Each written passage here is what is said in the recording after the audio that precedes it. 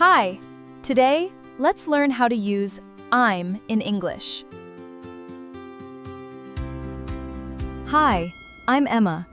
In this lesson, we will learn how to use I'm in English. I'm means I am. We use I'm to talk about ourselves. For example, I'm happy. I'm ready. I'm tired. We also use I'm to talk about age. For example, I'm 25. I'm 30 years old. We use I'm to say where we're from. For example, I'm from Canada. Another example, I'm from Japan. We also use I'm for things happening now.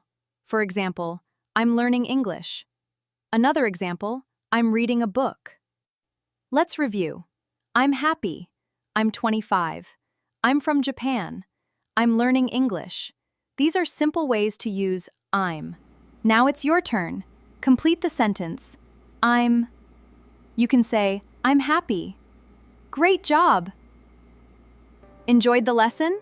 Subscribe to Averon Language Academy, turn on the bell, and like and share this video. See you next time!